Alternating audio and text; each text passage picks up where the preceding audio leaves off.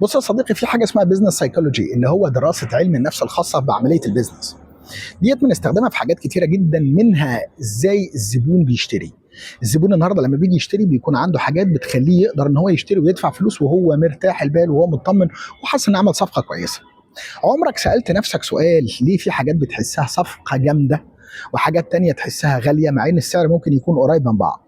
كلمه صفقه، لان انا كان عندي احد الطلبه كل شويه يقول لي انت بتكرر كلمه صفقه كتير ليه؟ اقول لك انا، السر مش في الرقم، السر دايما بيتكتب او بيبقى موجود في السعر اللي قبل الرقم اللي انت هتدفعه، اللي هو المقياس او الحاجه اللي احنا هنقارنه بيها.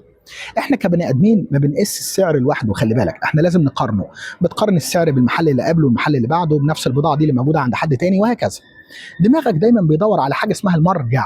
لما تشوف حاجه مثلا مكتوب عليها 1000 جنيه وبقت ب 699 جنيه، دماغك دايما بيفكر في ال 1000 جنيه وال 301 جنيه اللي احنا وفرتهم، اللي انت وفرتهم، وما بيدورش على ال 699 جنيه اللي انت هتدفعهم. انت بتدور على اللي انت وفرتهم، حتى لو عمرك ما كنت ناوي اصلا تدفع ال 1000 جنيه ديت.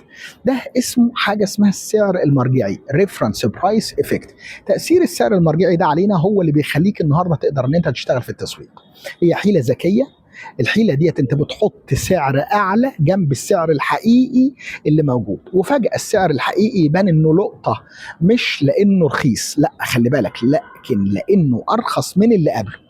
وعشان كده المطاعم بتحط طبق غالي قوي في المنيو بتاعها. هي لما بتحط طبق غالي في المنيو هي عارفه ان محدش هيشتريه، ولكن انت تيجي تشتري الحاجه اللي انت اخترتها فتلاقي سعرها ارخص من اللي انت كنت عامله، فتيجي تقول ان انا عملت صفقه حلوه. عشان كده البراندات بتكتب قبل الخصم.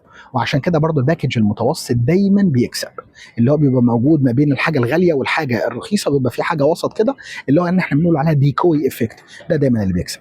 العميل مش بيشتري بالسعر، خلي بالك، العميل بيشتري بالاحساس، واحساس الصفقه اغلى من اي خصم. عشان كده دايما بيدور على حاجه اسمها انا عملت صفقه كويسه واشتريت بيها. ديت الحاجه الوحيده يا صديقي اللي تخلي الواحد يدفع فلوس وهو مطمن. تخيل كانت الحاجه ب 1000 شطبت عليها وكتبت 699، هو بيفكر في ال 301 جنيه اللي عمل بيهم الصفقه ديت، لانه بقى فلحوس وشاطر وبيعرف ان هو يفهم وطلع كسبان. فدايما تحسسه ان هو طلع كسبان، بالرغم ان انت برضه وصلت للسعر اللي انت محتاجه.